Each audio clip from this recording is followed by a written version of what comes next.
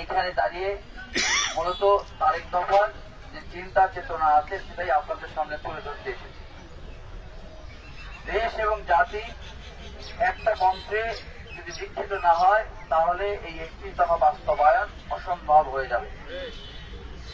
যারা তারেক জিয়া বিদেশ থেকে গত 17 বছরে আমাদেরকে যেভাবে আন্দোলন এবং অন্যান্য কাজে স্বৈরাচার বিরোধী সমস্ত কর্মকাণ্ডে যেভাবে উৎসাহ দিয়েছেন সেটা অস্বীকার করার কোনো অবকাশ আমাদের নাই, এবং উনি আজও আমাদের মাঝখানে না থেকেও আমাদেরকে কিন্তু বিভিন্ন কাজে প্রেরণা দিয়ে যাচ্ছেন।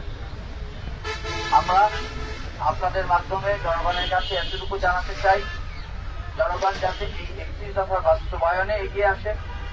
সামনে একটি ভোট আসছে, সেই ভোটে আমরা একাধিক বিএনপি প্রার্থীরা বিভিন্ন জায়গায় যাচ্ছি, কিন্তু সবাই কিন্তু আমরা একই কথা বলছি, ধানের শীষের কাজ করছি। আমরা ধানের শীষের বাইরে আমাদের কোনো অবস্থান নাই।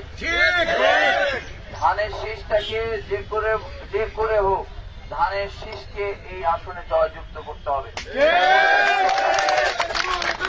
আমরা আমাদের কার্যক্রম অব্যাহত রেখে যাব। আপনারা যারা আছেন আপনারাও আপনাদের কার্যক্রম অব্যাহত রাখবেন। মনে রাখবেন, একমাত্র তারেক জিয়া, জনাব তারেক রহমান যদি বাংলাদেশে প্রধানমন্ত্রী হন, বিএনপি যদি সংসদে সংখ্যাগরিষ্ঠতা লাভ করে, তবেই কিন্তু আমাদের বিজয় হবে, অন্যথায় না। অনেক কষ্ট করে আপনারা যারা এখানে এসেছেন প্রত্যেককে আমরা ধন্যবাদ জানাচ্ছি। আপনারা আগামী নির্বাচনের জন্য প্রস্তুতি নেন, আপনারা ভোট চান, ধানের শীষ অবশ্যই জয়যুক্ত হবে, শুধু এই আসনে না, পুরো বাংলাদেশে। ধন্যবাদ সবাইকে।